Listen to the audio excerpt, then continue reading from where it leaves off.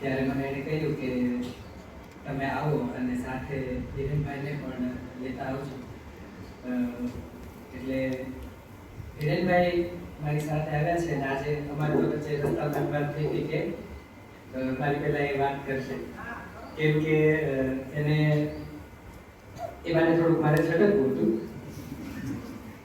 પણ એમણે તો સામી ભૂખ મારી મને અને કીધું કે ના, મને જો તમે પહેલા ઉભો કરશો ને તો એમ કહીશ કે ઓહો આપણે તો શક્તિભાઈને સાંભળવાના છે એટલે હું ટૂંકાવું. તો મને લાગ્યું કે મને એ ચાલાકી ન ચાલવા દે, પણ વિરેનભાઈનો મારે તમને એક પરિચય આપવો છે કે મારી સાથે સરકારી વિજ્ઞાન કોલેજ તળાજામાં એ ગુજરાતી વિભાગના અધ્યક્ષ છે. અને જેમ સાહેબે કીધું ને એમ હું પણ આવો કોઈ એકેડેમિક વધારે પરિચય આપવા કરતા એનો સર્જક પરિચય આપું એમ થાય છે. વિરેનભાઈ આપણી ભાષાના બહુ જાણીતા યુવા કવિઓ છે જ એમાંના એક છે. બહુ સારા ગઝલકાર, એમણે ગીતો બહુ સરસ આપ્યા છે. અછાંદસ જેવું થોડુંક ઓછું જાણીતું સ્વરૂપ છે એમાં પણ એમણે ખૂબ સારી કવિતાઓ આપી છે. અને ટૂંક સમયમાં જ આવનારા 1-2 મહિનામાં જ એમના કાવ્ય સંગ્રહો પ્રગટ થનાર છે. અને અહીં આપણે એમની પણ આ મહિલા સંસ્થામાં પણ એક જોશું તમારા બધા તમે એમને વાંચતા. મારે ને એમને તો બહુ બાળપણની મિત્રતા છે, એટલે અમે બંને આમ સાથે ઉછર્યા છીએ એવું કહી શકાય. બધી જ પરીક્ષાઓ સાથે આપી, સાથે પાસ થતા ગયા અને ધીમે ધીમે વિદ્યાર્થીઓમાંથી એમ આગળ વધતા અધ્યાપક બન્યા. તો આજે મારી સાથે સાથે હોય ને કે બાય 1 get 1 free એના જેમ એકની સાથે એક ફ્રી છે. વિરેનભાઈ પણ મારી સાથે છે એનો હરખ વ્યક્ત કરી અને મારી વાત શરૂ કરું. જ્યારે બેને કીધું ને કે વિદ્યાર્થી અને શાળાના સ્કૂલના વિદ્યાર્થી ભાઈઓ બહેનો સાથે વાત કરવાની છે, ત્યારે એક પ્રકારની બેન મને આમ મનમાં છે ને એક એક્સાઇટમેન્ટ હતી, એક ઉત્સાહ હતો અને એક જરાક નવીન અનુભવ થશે એ પણ હતું. કેમ કે સામાન્ય રીતે થોડાક આમ ઉંમરમાં મોટા સમજુ એવું બોલવા જતો હતો, પણ તરત મારી જીભને પાછી વાળી દીધી, કેમ કે ઉંમર વધવાથી કઈ સમજણ વધે એવું જરૂરી નથી, બરાબર? એ તો થોર પણ વધતા જાય તો એ કઈ આપણા કરતા વધારે સમજદાર છે એવું નથી. પણ આવા એક તાજા માણસ જેમના છે, હજી કુમળા મસ્તિષ્ક છે જેમના હજી, અને જેમના ઉપર જે સંસ્કાર મૂકવામાં આવે એની તરત જ બહુ સરસ છાપ ઉઠતી હોય છે, એવા કોઈ પાટી જેવા મારા નાના ભાઈઓ બહેનો સાથે વાત કરવાની છે.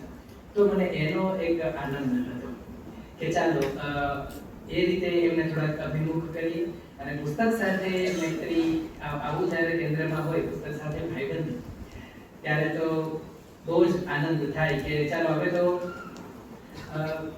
ખોટે રસ્તે ચડી ગયા તો પાછા વળો, વળી પાછા આગળ વધો, વળી કંઈક ખોટા ખાંચામાં જતા રહ્યા તો પાછા વળો. એમ કરતા કરતા ધીમે ધીમે વાંચતા થયેલા કે 5 પુસ્તકો વાંચે ત્યારે એકાદ પુસ્તક હાથમાં એવું આવી ગયું હોય કે હા આ ન વાંચ્યું તો ચાલી જાય એમ. એટલે ખૂબ વાંચો એવું જ્યારે અમારા પક્ષેથી તમને કહેવામાં આવે છે, ત્યારે હવે મને લાગે છે કે અમારી પેઢીએ આ વાતને થોડીક હજી સંમાનિત કરીને થોડીક સુધારીને મૂકવા જેવી છે કે ઉંમર પ્રમાણે તમારા હાથમાં યોગ્ય પુસ્તક આવે એ બહુ જરૂરી છે.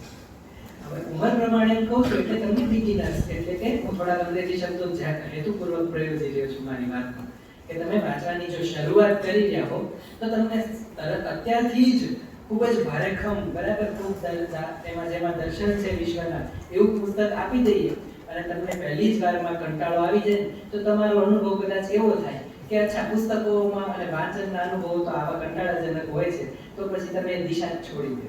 પણ એના બદલે ધીમે ધીમે એની માત્રા વધારતા જઈએ સમજણની, બરાબર? તમારે એવા પુસ્તકો લેતા જઈએ કે શરૂઆતમાં કેવા પુસ્તકો વાંચવા તમારી ઉંમર, પછી આગળ જતા કેવા વાંચવા, પછી આગળ જતા એટલે એક એવો પણ સિલેબસ તૈયાર કરી શકાય કે એક વર્ષ આપણે આવા પુસ્તકો વાંચીએ, બીજા વર્ષે આ પ્રકારના પુસ્તકોમાં જઈએ, એમ ધીમે ધીમે આપણું સમજણનું સ્તર ધીમે ધીમે ઊંચું આવતું જાય, એમ આપણે પુસ્તકો સાથે આપણી મૈત્રી ગાઢ બનતી જાય. આપણે જ્યારે ભાઈબંધીની મૈત્રીની વાતો કરીએ છીએ તો તમે યાદ કરો કે કોઈ આપણો મિત્ર, કોઈ આપણી બહેનપણી જ્યારે નવા બન્યા હતા ત્યારે આપણે એટલા બધા એના સઘન પરિચયમાં ન હોય, પણ જેમ જેમ સમય વીતે, જેમ જેમ કાળ આગળ વધે એમ પછી ધીમે ધીમે આપણે એના મનને જાણીએ, એના વર્તનને જાણીએ. આપણે પછી ઘણી વાર તો આપણી વચ્ચે માત્ર મુખ સંવાદ થાય, બરાબર, કશું એમાં કોઈ શબ્દ જ ના. મને આ જ્યારે આ મુખ સંવાદ એવું બોલું છું ત્યારે મને જયંતભાઈ મેઘાણી યાદ આવે છે. તમે ઝવેરચંદ મેઘાણી નામ તો સાંભળ્યું જ હશે, બધાએ સાંભળ્યું છે? હા. એમના સૌથી નાના દીકરા જયંતભાઈ, અને એ મારા બહુ સારા મિત્ર હતા. એટલે હું મારા કહું છું એટલે મારી આખી પેઢીની વાત કરું છું કે હું છું, વિરેનભાઈ છે, બરાબર, અને અમારા જેવા હજી નવા અધ્યાપકો બનેલા એવી પેઢીના. ગંભીરસિંહ ગોહિલને વિરેનભાઈ યાદ કરું છું, માય ડિયર જયુને યાદ કરું છું કે અમને કેળવવામાં આ બધા વડીલોએ એટલી બધી ખેવના કરી. જયંતભાઈ, આમ તો હું જ્યારે આવું કહું છું ને ત્યારે હું આમાં મારી બડાઈ નથી ખાતી, બરાબર, આમાં કોઈ આત્મશ્લાઘા ન જોજો કે ઝવેરચંદ મેઘાણીના દીકરા આપણા ભાઈબંધો એમ નથી કહી રહ્યો. પણ એમની ઉંમરમાં અને અમારી ઉંમરમાં કેટલો મોટો તફાવત, તેમ છતાં અમે કેમ આવું કહી શકીએ છીએ કે અમે બહુ પાક્કા ભાઈબંધ, અમારી વચ્ચે ખૂબ સારી મૈત્રી. અમે મોડે સુધી રાત્રે 1-2 વાગ્યા સુધી એમના ઘરે જઈ શકાય, જમી આવીને એ 10-15 દિવસે તો એકવાર એ પત્ર લખીને યાદ કરે કે ઘણો સમય થયો, હવે મળવા આવો. કોરોના કાળ જ્યારે હતો ત્યારે તો એમ થતું કે એમની ઉંમર બહુ વડી અને આપણને યાદ છે કે વડીલો ઉપર વધારે જોખમ હતું, તો આપણને સંકોચ થાય કે એમને મળવા જઈએ અને વળી એમને કોઈક રીતની આવી રીતે તબિયતમાં કંઈક ફેરફાર થયો તો એટલે મળવાનું ટાળતા રહીએ. ત્યારે દુઃખી થતા કેવું કરજો, તમે બાજુના ઓરડામાં બેસજો, હું બાજુના ઓરડામાં બેસીશ અને આપણે વાતો કરશું. તો પછી ધીમે ધીમે તો મિત્રો એવું થયું કે જઈને બેસીએ, ના એ કંઈક બોલે ના આપણે કંઈક બોલીએ. એ એમના કમ્પ્યુટરમાં ભાવનાબેન એમણે કંઈક રવિન્દ્ર સંગીત શરૂ કર્યું હોય તો એ ધીમું ધીમું વાગતું હોય અને રાતના 1 વાગે 2 વાગે ત્યાં સુધી બસ શાંતિથી આમ જ બેઠા હોઈએ, શબ્દો વગરનો સંવાદ આપણી વચ્ચે ચાલે. અને એવું ન થાય કે જ્યારે કંટાળ્યા કે બેસીને થાકી ગયા, જ્યારે પાછા આવ્યા ને ત્યારે કંઈક સબર થઈને આવ્યા એવી લાગણી થાય.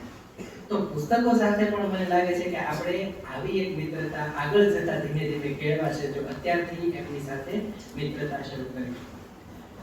આપણે કોઈકના મિત્ર બનીએ ને તો તમને એવું ખબર હશે કે આજુબાજુમાં કોઈક તો એવું હોય કે જેને ન ગમે કે આપણે કેમ બેનપણી બની ગઈ, આપણે કેમ ભાઈબંધ બની ગયા, અને એવું તો કોઈક હોય જ કે જે આપણી મિત્રતા તોડાવવા ઈચ્છે. એમ પુસ્તકો સાથે આપણી મિત્રતા જેમ જેમ ગાઢ થતી જશે ને તો એવા 1-2 તો પરિબળો છે કે જે પુસ્તકો સાથે આપણી મિત્રતા તોડાવવા માંગશે. એ કોણ છે? તો એ છે આપણો મોબાઈલ ફોન, બરાબર. એ સતત આપણને વિમુખ કરશે પુસ્તકોથી, પણ આપણે જરાય આપણા એ પાક્કા મિત્ર સાથે બેવફાઈ કરવાની નથી. હા, મોબાઈલને આપણે હંમેશા કઈ એવી ગાળ દેવાની જરૂર નથી, બરાબર. એ પણ એક જ્ઞાનનું એવું કેન્દ્ર બિંદુ છે, એવી નાનકડી એવી બારી છે, હસ્ત આમલક વત, બરાબર. આવો એક સંસ્કૃતમાં શબ્દ પ્રયોગ છે જેનો આપણે અનુવાદ કરીએ તેમ થાય કે હાથમાં રહેલું આમળું કેવું ચોખ્ખું દેખાય છે, એને સુગંધ છે, કઈ અઘરું નથી, તરત જ ખાઈ શકાય છે. એમ મોબાઈલ છે એણે વિશ્વભરનું જ્ઞાન આપણા માટે હસ્તામલક બનાવી દીધું. હાથમાં રહેલા આમળા જેટલું સુલભ. હવે કોઈ સ્પેલિંગ જોવો હોય તો તરત આપણે દોડીને ડિક્શનરીમાં જોવા ન જઈએ તો ચાલશે, મોબાઈલ તરત જ આપણને સાચો સ્પેલિંગ કહેશે, સાચી જોડણી શીખવશે. આપણે વિશ્વ કક્ષાના કોઈ પણ સાહિત્યકાર, કોઈ પણ વૈજ્ઞાનિક, કોઈ પણ શાસ્ત્રના જ્ઞાતા વિશે જાણવું હોય તો મોબાઈલ તરત જ લાવી દે છે. પણ આ મિત્ર એવો છે, મોબાઈલ પણ આપણો મિત્ર છે, પણ એ આપણને બીજે રસ્તે બહુ ફંટાવીને લઈ જાય છે. એ તરત જ બીજા એવા આકર્ષણો આપે છે ને કે આપણે જ્ઞાનની અને શિક્ષણની વાતો ભૂલી અને ખોટા રસ્તે ચડી જઈએ છીએ. ત્યારે પુસ્તક આવું કરતું નથી. પુસ્તક પાસે એક લક્ષ્યતા છે, એક જ લક્ષ્ય. એ જ્યારે તમને જે વિષયની વાત કરવા બેઠું હશે તો એ તમને ફંટાઈ બીજે ક્યાંય નહીં લઈ જાય. મોબાઈલ હાથમાં હશે ને તો એ તમને ફેસબુક બતાવશે, ઇન્સ્ટાગ્રામ બતાવશે, વોટ્સએપમાં કોઈ કંઈક મેસેજના નોટિફિકેશન આવશે, અને તમે તો અમારી પછીની પેઢી છો એટલે હજી બીજી ઘણી બધી એપ્લિકેશન જાણતા હશો, બરાબર. તો એ ડિસ્ટ્રેક્ટ કરી દે છે આપણને. ડિસ્ટ્રેક્ટ એટલે શું? આપણું ધ્યાન ભટકાવી દે છે. તો એ આપણે નથી કરવાનું. પુસ્તકો છે એની સાથેનો આપણો સંબંધ છે એ બરાબર યોગ્ય રીતે એવી પાકી ગાંઠ ગળે કે જીવનભર આ સંબંધ ટકે, જીવનભર આપણી મૈત્રી ટકી. તો મને લાગે છે કે ભૂમિકા આટલી પૂરતી છે. અને હવે મને બેનને મેં પૂછ્યું કે એટલે મારે કેવી વાત કરવી જોઈએ આ ભાઈ બહેનો સાથે.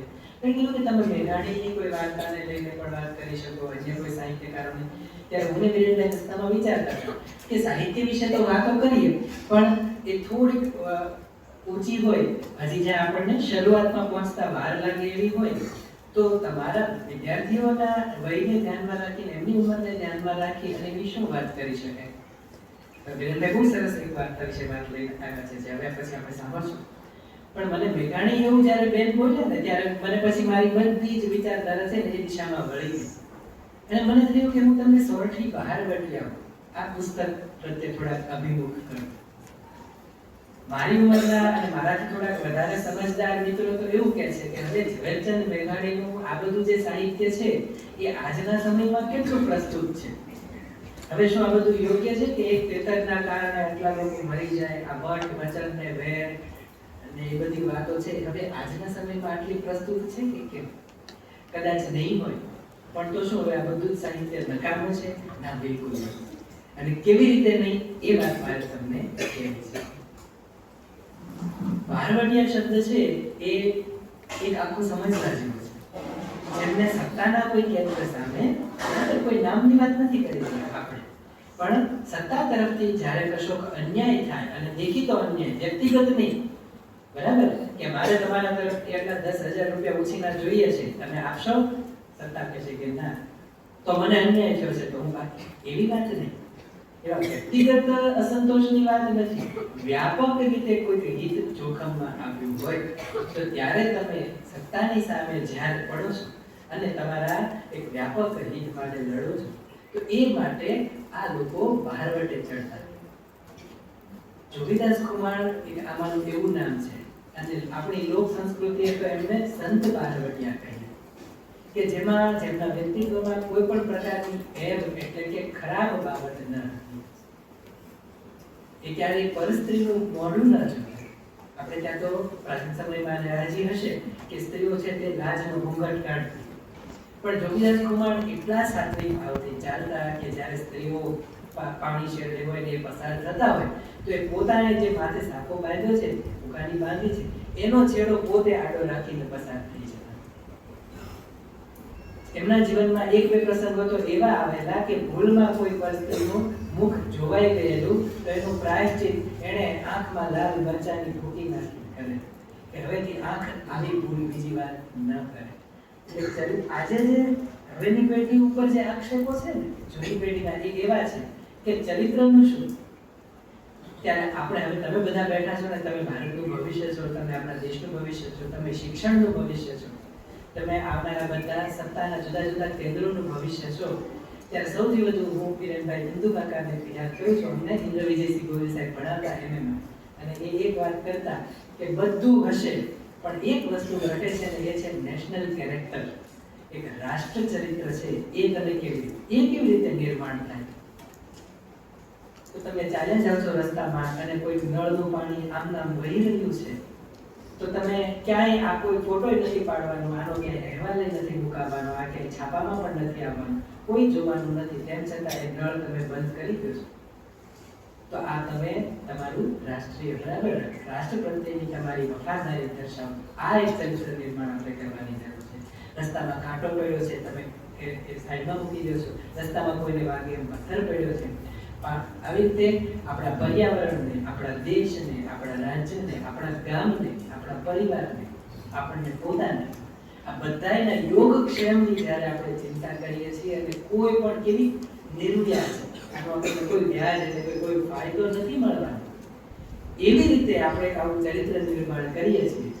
આજે આપણે બધા વિચારતા થઈ ગયા છે કે કોઈ પણ બાબતમાં મારે શું અથવા તો મારું શું, બરાબર, એમાંથી બહાર આવીને દેશ માટે વિચારીએ, રાષ્ટ્ર માટે, બરાબર, આપણી માત્ર આપણા માટે, આપણા પરિવાર માટે, આપણી જ્ઞાતિ માટે આવા સંકુચિત ભાવો ન રાખીએ, માનવતાને આપણો ધર્મ બનાવી અને આપણે વિચાર કરીએ. તો આ મારે સૌરાષ્ટ્રની રસધાર પુસ્તક છે, અથવા તો સોરઠી ભારવટિયા છે, આ બંને પુસ્તકને મારે તમારી સામે એ રીતે મૂકવા છે કે આજે જે ઘટે છે ને એ મૂલ્યો ઘટે છે.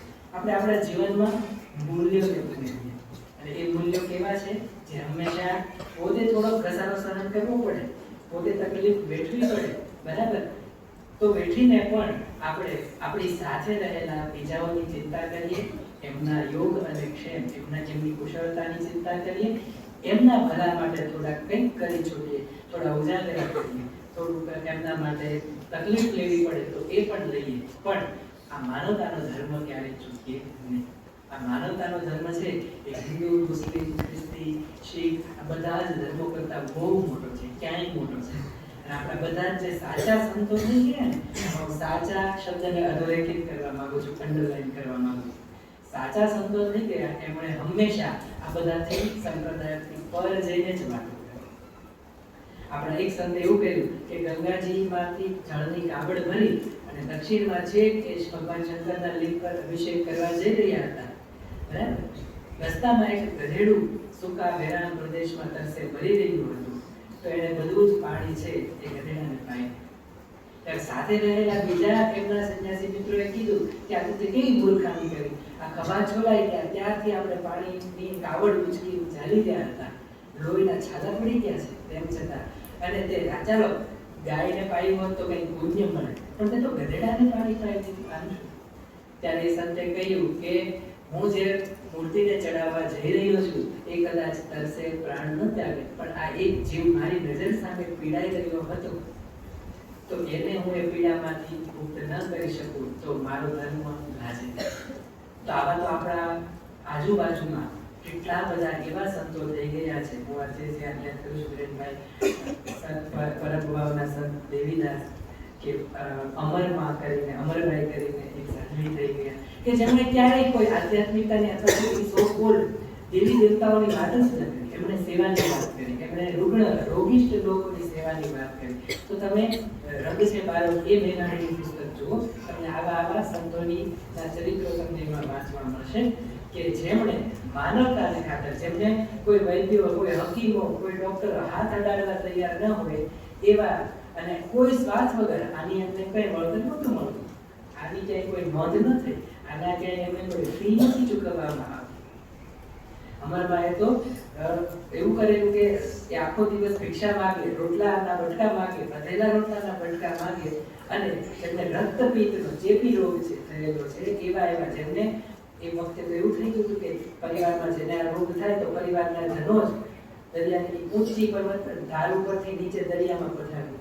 એટલે તમે વિચારો કે આપણી માને કે આપણા બાપાને કે આપણા ભાઈ અથવા બહેનને એ રોગ થાય તો આપણે જવાનું, ગામમાં એવો કાયદો થઈ ગયો કે પરિવારના જનો પોતે જાય અને દરિયામાં એનો ઘા કરે. ત્યારે આ દેવીદાસ અને અમરભાઈ એ બધા ત્યજી દીધેલા લોકોને ભેગા કરે, એક આશ્રમમાં રાખે, એમને ખવડાવે, એમને રોઈ અને પરુ અને રસીથી દૂધતા ઘાવ સાફ કરે. હવે આ કયા પ્રકારનું શિક્ષણ છે? આ કયા એમને કોઈ આ ફરજ નથી પાડી કે આટલા દર્દીઓને સાજા કરો, એના ફોટા પાડો, એનો અહેવાલ લખો અને તાત્કાલિક ઉપર મોકલો, આવું કંઈ જ નહોતું.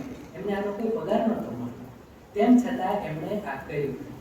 અને શેના માટે કર્યું? એમને એવી પણ અપેક્ષા નહોતી કે આ બધું લખાશે, ઇતિહાસમાં અમે અમર બની જશું, ઇતિહાસ અમારી નોંધ લેશે, એવું કોઈ માત્ર ને માત્ર કર્યું એમણે માનવતા. સંત મેકરણ કરીને એક સંત થઈ ગયા, કચ્છમાં થઈ ગયા. એમની પાસે બે ત્રણ, બરાબર, એક ગધેડો અને એક કૂતરો. અને આ સંત એવું કરતા કે કચ્છના આ તો હવે તો આપણે આટલું બધું પરિવહન, આટલો બધો વાહન વ્યવહાર થઈ ગયો, મોબાઈલ થઈ ગયા, સોશિયલ મીડિયા થઈ ગયું, તમે ફોટો પાડીને જેવો અપલોડ કરો કે આખો દેશ તરત જોઈ શકે છે, એવું ત્યારે કંઈ ના. મોટા ભાગે પગપાળા પ્રવાસ હતો. અને ત્યારે કચ્છના રણમાં કોઈ ભૂલ્યો ભટક્યો પ્રવાસી છે એ તરસના કારણે પોતાનો જીવ ન ત્યજી દે, મરી ન જાય એ માટે એ આવી રીતે કાવડમાં પાણી ભરીને નીકળે. અને પેલો કૂતરો છે એ આગળ આગળ દોડતો રહે, અને કૂતરો છે એ જેવું કોઈને જોવે એટલે ભસે. અને તરત ખબર પડે વેકરણ દાદાને કે ત્યાં કોઈ વ્યક્તિ છે, ત્યાં કોઈ માણસ છે, ત્યાં કોઈ પ્રવાસી છે. અને તરત જ એ દિશામાં જાય. ગધેડો સાથે શું કામ હોય? ગધેડાની બંને બાજુ એમણે પાણીની મશક ભરેલી હોય જામમાં. એ ત્યાં જાય અને પેલા પ્રવાસીને પાણી પાય અને ફરી પાછો એ પ્રવાસ કરી શકે એટલું પાણી એને સાથે બંધાવે અને ફરી પાછા બીજા કોઈ તરસ્યાની શોધમાં આ ત્રણેય મસ્તાન છે જીવો નીકળી પડતા. તો આ બધું આપણે ક્યારે વાંચીશું? પુસ્તક સાથે મૈત્રી જ્યારે કરવા માંગીએ છીએ ત્યારે મેઘાણી કીધું તો મને એમ થાય છે કે તમે સૌથી ભારવટિયા વાંચો, એમાંથી તમને જીવન મૂલ્યો શીખવા મળશે, અન્યાય સામે અવાજ ઉઠાવવાનું શીખવા મળશે, બરાબર. ક્યાં સુધી પોતે જો સાચા છો તો જીવન પર્યંત ક્યાં સુધી તમે લડી શકો, અને પછી છેલ્લે એ લક્ષ્ય સુધી પહોંચ્યા પછી પણ જેના માટે આખી જિંદગી તમે ન્યોછાવર કરી એને છોડી કેવી રીતે શકો? જ્યારે જોગીદાસ કુમારને પછી ભાવનગર મહારાજા સાહેબે કીધું કે 30, 30, 35, 3 પેઢી પસાર થઈ ગઈ. ધીમે ધીમે બધા સાથી મિત્રો એક પછી એક બનતા રહ્યા અને માત્ર છેલ્લે મુઠ્ઠી ભર જ રહ્યા. ત્યારે પછી જ્યારે એને કહ્યું કે હવે આપણે શરણાગત થઈ જઈએ, પણ જોગીદાસ કુમારે એવું કીધું હતું કે ના, હવે જો શરણે થવું જ છે તો કોઈ મનુષ્યના શરણે નથી થવું. હવે હું કૈલાસ પર જઈ અને ત્યાં હિમાલય, આપણે ત્યાં એક એવી પરંપરા છે કે એવું એક સ્વેચ્છા મૃત્યુ સ્વીકાર અને હિમાલય હાડ ગાળવા ત્યાં સુધી પર્વતો ચડવા જ્યાં સુધી મૃત્યુ ના આવે. તો એ રીતે હવે આપણે જીવનને સંકેલી લેવું. પણ પછી ભાવનગર મહારાજા સાહેબે એમને વારી એ તો નીકળી ગયા હતા, છેક ભારત સુધી પહોંચી ગયા હતા, પછી સમજાવી બનાવી અને પાછા વળ્યા અને કીધું કે જે માટે તમે આટલો સંઘર્ષ કર્યો આપણું જીવન, એ કુંડલા ગામ, સાવરકુંડલા છે ને, એ કુંડલા તમને આપ્યું. અને ત્યારે એમ કહે છે કે હવે જેના માટે આટલા લોહી વહ્યા, આટલી ખાના ખરાબી થઈ, પરિવારો છે એ બધા કેટલા વેરણ છેરણ થયા, હવે મને આ કુંડલા ન ગમ્યું. અને આ એવી એક વાર કે જેમ ઝાંસી મહારાણી લક્ષ્મીબાઈનું પણ આપણે છે ને, મેરી ઝાંસી નહીં ડૂબી, આ વાક્ય અમર થઈ ગયું ઇતિહાસમાં, એમ જોગીદાસ કુમારનું પણ આ વાક્ય કહેવત બની ગયું. જ્યારે તમને કોઈ કશું આપવાનું હોય પણ એ જો સ્વમાન ભેર ન મળે અને એના માટે વધારે કેટલા બધા બલિદાનો દેવાય કે જે વાતનું મૂલ્ય જ જતું રહે, ત્યારે આપણે કહેતા હોઈએ છીએ કે હવે કુંડલા ન ખપે. તો આવા મૂલ્યો છે આપણા પુસ્તકો સાચવીને બેઠા. મને મારા સાહેબો કહેતા કે પુસ્તકો તમારા એવા મિત્રો છે જે તમારી સાથે ક્યારેય છે એ મિત્રતા તોડતા નથી, જીવનભર રહે છે. અને તમે મોટા થાવ છો ને એમ પુસ્તકો પણ મોટા થાય. એ કયા અર્થમાં કે એક પુસ્તક તમે આ ઉંમરે વાંચજો, પછી 10 વર્ષ પછી તમે જ્યારે પુસ્તક વાંચશો ને ત્યારે તમને એ જ વાત નહીં કરે જે તમે 10 વર્ષ પહેલા કરી, એના કરતા જુદી વાત કરશે. તમને એ જ વાત, એ જ વાર્તા, એ જ નવલકથા બહુ જુદા અર્થમાં સમજાશે. ફરી 10 વર્ષ રહીને પુસ્તક વાંચશો ને તો તમને એમાંથી બહુ બીજી કોઈ પરિપક્વ વાત સાંભળવા મળશે. એટલે જેમ તમારી પરિપક્વતા, મેચ્યોરિટી વધી, અને તમને અનુભવાશે કે પુસ્તકને પણ વાત કહેવાની મેચ્યોરિટી વધી. એને મને ત્યારે તો આવું નહોતું કીધું જ્યારે હું 10 વર્ષનો હતો ત્યારે. કેમ? અલબત્ત વાત આપણી સમજદારીની છે, અક્ષરો તો એના એ, વાક્યો એના એ, પણ આપણા સુધી વાત અલગ પહોંચી. આપણે મોટા થયા તો એ જ પુસ્તકે આપણને વધારે મોટી વાત કરી, એનાથી મોટા થયા તો વધારે મોટી વાત કરી. તો એ રીતે આપણે મોટા થઈએ છીએ ત્યારે સાથે સાથે આપણા પુસ્તકો પણ મોટા થાય. એક મારી નાનકડી એક પુસ્તક સાથેનું સ્મરણ છે એ ટાંકી અને મારી વાત પૂરી કરું. હમણાં મારે સાહેબે વાત કરી ને નવજીવનમાં, તો દર્શક દાદાની એક નવલકથા કુરુક્ષેત્ર, એના વિશે વાત કરવાનું રહ્યું. તો કુરુક્ષેત્ર જ્યારે વાંચ્યું ત્યારે રીપ્રિન્ટમાં હતું ને નવજીવન, એને ફરીથી છાપી રહ્યું હતું. તો મારા સુધી મેં રામને કીધું કે મને મોકલતો ખરા, તો કે ત્યાંથી લાઇબ્રેરીમાંથી કે એમ મળે તો જો નહીં કે હજી અહીંથી છપાઈને હજી બહાર આવ્યા નથી. તો હું ફરી પાછો, મેં જ્યારે કોલેજમાં ભણતો ત્યારે શ્યામદાસ કોલેજમાં, ત્યારે ત્યાંના પુસ્તકાલયમાંથી એ વાંચેલું. તો હું ગયો શ્યામદાસ કોલેજ, ત્યાંના ગ્રંથપાલ છે કારતુભાઈ જાની, એમને કીધું કે સાહેબ મારે વ્યાખ્યાન આપવાનું છે તો મારે કુરુક્ષેત્ર નવલકથા જોઈએ છે દર્શકની. તો એમણે મને પુસ્તક કાઢીને આપ્યું. અને નવાઈની વાત શું છે મિત્રો, હજી જે મેં હમણાં કહી મને એ જ પુસ્તક મળ્યું જે મેં આજથી 20 વર્ષ પહેલા કોલેજમાં ભણતો હતો, એ મેં વાંચ્યું હતું. અને મેં મારાથી આવું જો કે કરું ને જે ગ્રંથાલયના પુસ્તકોમાં, પણ પેન્સિલથી મેં જે અંડરલાઈન કરેલી મને નાની જે વાતો ગમેલી, અને પછી મહેન્દ્રભાઈ શીખવેલી વાત છે, કૃષ્ણસિંહજી બાપુ પણ આવું કરતા, એમના પુસ્તકો અમને ભેટમાં મળે ને, એમણે કરેલી નાની નોટ પેન્સિલથી લખેલી જોવા મળે, તો કશું આપણને એમ થાય કે અચ્છા અહીંયા ધ્યાન આપવાનું હતું, આ વાત આપણે ધ્યાનમાં રહી જાય. તો એવી મારા અક્ષરોમાં લખેલી પેન્સિલની એક નોંધ પણ મેં જોઈ. ત્યારે મને થયું કે ઓહો, આ 20 વર્ષ પહેલાની બેનપણી પાછી મળી ગઈ મને. અને 20 વર્ષ પહેલા જે ચોપડી વાંચી હતી એ જ ચોપડી કુરુક્ષેત્ર. હવે જો કે ત્યારે વાંચ્યું ત્યારે મને એટલી નહોતી સમજાણ, અને હવે વાંચીને વાત કરું છું એના વિશે, અમે બંને જાણે કંઈક જુદી જ વાત કરી રહ્યા છીએ એવું લાગે છે. તો પુસ્તકો સાથે આપણે આ માટે આટલી પ્રીતિ કેળવવી જોઈએ. મને ખબર છે કે અઘરું છે, પણ જો હું તમને મજાની વાત શેર કરું, હું ને વિનેન્દ્રને કહ્યું કે બાળપણના મિત્રો તો છીએ, અમે સાથે ભણ્યા, સાથે ઉછર્યા, સાથે વાંચી પરીક્ષા, અમે રૂમમેટ પણ રહ્યા, એક રૂમમાં જ રહીને ભણ્યા. હજી આવું કરે પણ અમે પુસ્તકો સાથેનો અમારો નાતો તૂટે નહીં એટલે એક વાંચી ગયું છે. અને એવું કહ્યું છે કે 10 દિવસમાં મહિનાના 3 ભાગ પાડી, 1 થી 10, 18 થી 20 અને 21 થી 30 કે 31 તારીખ એમ મહિનાના 3 ભાગ પાડી એક 10 દિવસમાં ગમે તેટલા કામ હોય, ગમે તેટલી સરકારી કામગીરીઓ હોય, જવાબદારીઓ હોય, પરીક્ષાઓ હોય, બીજું ગમે તે આપણું બીજી બધી વહીવટી કામગીરીઓ પણ ખૂબ આવતી હોય, યુનિવર્સિટી સાથે પણ એટલા જોડાયેલા, બીજી પણ અન્ય શૈક્ષણિક બધી પ્રવૃત્તિઓ સાથે ખૂબ જોડાયેલા હોય, ખૂબ અલગ અલગ સંસ્થાઓમાં વ્યાખ્યાનો પણ આપે. પણ મેં કીધું કે ગમે તે થઈ જાય 10 દિવસમાં એક પુસ્તક વંચાવવું જોઈએ. એટલે 10 દિવસ, 10મી તારીખે, 20મી તારીખે, 30મી તારીખે વોટ્સએપમાં અમે 2 જણનું એક ગ્રુપ છે, એમાં અમે લખીએ કે આ 10 દિવસમાં એમણે કયું પુસ્તક વાંચ્યું અને મેં કયું પુસ્તક વાંચ્યું. અને જો ન વંચાયું હોય તો અમારે બેય દંડ ભરવાનો અને એ રકમ જમા થાય એનો કાંઈ હિસાબ કેવું કશું નહીં, પણ એ પછી વિદ્યાર્થી પ્રવૃત્તિમાં ક્યાંક વાપરવા. તો આ રીતે સ્વેચ્છાએ સ્વયંભૂ કે પુસ્તક સાથેના, અને શરમ પણ આવે, એમણે એમ લખ્યું હોય કે એમણે આ પુસ્તક વાંચ્યું, હવે મારે ન વાંચાયું હોય તો મને થોડીક શરમ તો આવે કે એમણે તો વાંચ્યું, મેં તો વાંચ્યું નહીં. એટલે મિત્ર સહજ ઈર્ષ્યા પણ થવી જોઈએ. એ ચૂકી ગયા હોય, વાંચ્યું હોય, અધૂરું હોય તો નહીં ચાલે. જો એવું નહીં કે મારા વિરેન્દ્ર 10 જ પાના બાકી હતા તો એ ગણવું જોઈએ નહીં, આખું પુસ્તક પૂરું થવું જોઈએ. તો પછી તો મારે દંડ ભરવો પડે. એમ બંને ઘણી વાર ચૂકી જઈએ તો બંને દંડ જમા કરી દેવાનો, અને કોઈને જમા નહીં કરવાનો અમારી જ પાસે, બરાબર. અમે એક અલગથી એવું રાખ્યું છે કે એમાં અમારે પૈસા રાખી દેવાના. તો આવું થોડું થવું જોઈએ કે તમે એકબીજા એક બે મિત્રો સાથે આવી રીતે જ્ઞાનની પ્રવૃત્તિ કરી જ આપેલી એક ગાંઠ વાળી જ દો કે ભાઈ 10 દિવસના અંતે ચાલો તમે થોડુંક વધારે રાખો, આપણે ભણવાનું છે, પાછી પરીક્ષાની તૈયારી કરવાની છે, તો 15 દિવસ 20 દિવસ, બરાબર, એક પુસ્તક તો પૂરું થવું જોઈએ.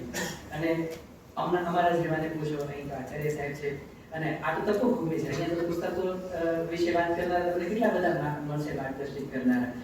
તો ખાસ એ પૂછો જે હાથમાં આવે પુસ્તક ન વાંચો, હાથે પડ્યું પુસ્તક વાંચવાની કોઈ જરૂર નથી.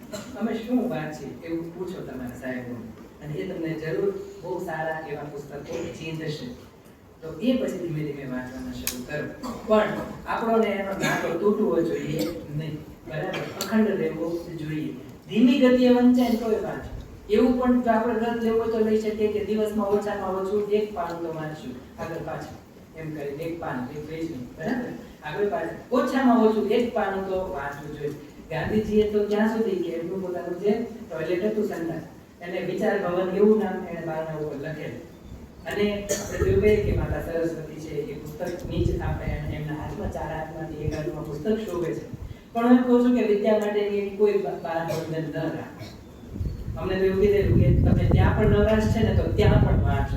વિદ્યા છે એ આપણો દેહ ધર્મ છે, એમાં એની કશી જ ગંદી વાત ન જુઓ, બરાબર, એ આપણો દેહ ધર્મ છે, ત્યાં પણ વાંચી શકો. તો જો બીજે ક્યાંય નથી વંચાતું તો તમને એમ થાય છે કે અમને ટાઈમ જ નથી રહેતો શક્તિભાઈ, અમારી પાસે સમય જ નથી. દીકરીઓ કહે છે કે ઘર કામ એટલું બધું હોય, ભાઈઓને તો ખબર નહીં કેટલું બધું કામ હોય, તો ત્યાં તો તમને થોડી 5-10 મિનિટ તો મળવાની જ છે, ખબર છે, તો ત્યાં પણ વાંચો. ગાંધીજીએ તો ત્યાં પણ વાંચવાની છૂટ આપી છે. એ તો આપણે હવે આ તો કેવું છે કે એમ તો કહી જ નહીં શકે કે ના અમે તો ટોયલેટ જતા જ નથી, અમે એટલા કામમાં છે, કેવું તો કરવાનું, બરાબર, એ તો સમય મળવાનો છે. એટલે 1 પાનું તો 1 પાનું તમને વાંચવાની ટેવ પાડવા માટે જોઈએ જરૂરી હોય ને તમને એ સિવાય ક્યાંય સમય ન મળતો હોય ને તો આ એક અપવાદને પણ સ્વીકારી લ્યો. પણ દિવસમાં ઓછામાં ઓછું, મને નહીં તો મનમાં ને મનમાં એક વચન આપો કે અમે ઓછામાં ઓછું 1 પેજ તો ઓછામાં ઓછું કહું છું, બરાબર. વધારે તમારે વાંચવાની હોય શક્યતા, પછી જો જેમ જેમ વાંચતા જશો ને એમ તમારી સ્પીડ આવતી જશે. પછી તો એક આંખ આગળ ચાલે અને બીજી આંખ સમજીને ચાલે, આવી તમારામાં એક આપોઆપ એવી ક્ષમતા આવી જશે. એટલે તમે અજાણી જ્યારે તમને ટેક્સ્ટ એટલે કે પાઠ વાંચવા આપશે ને તો તમે એને હાવભાવ સાથે વાંચી શકશો અને તમને આશ્ચર્ય થશે કે આ તો મેં ક્યારેય નહોતું વાંચ્યું, તેમ છતાં દરેક વાક્ય હું કેવી રીતે સરસ મજાના વાંચીકમ સાથે વાંચી શકું છું. એ શેના કારણે થશે? તમારી વાંચવાની પડેલી ટેવના કારણે. તો આ ટેવ આપણે બધા જ પાડીએ, બરાબર? દિવસમાં થોડો 10 મિનિટ તો સમય આપણા જો મિત્ર બનાવવાનો છે કોઈ મિત્ર સાથે આટલી તો આપણે નિસ્બત રાખવી પડશે ને કે 10 મિનિટ તો આપણે પુસ્તકોને સૂતા પહેલા ચાલો 10 મિનિટ મોડા સૂજો.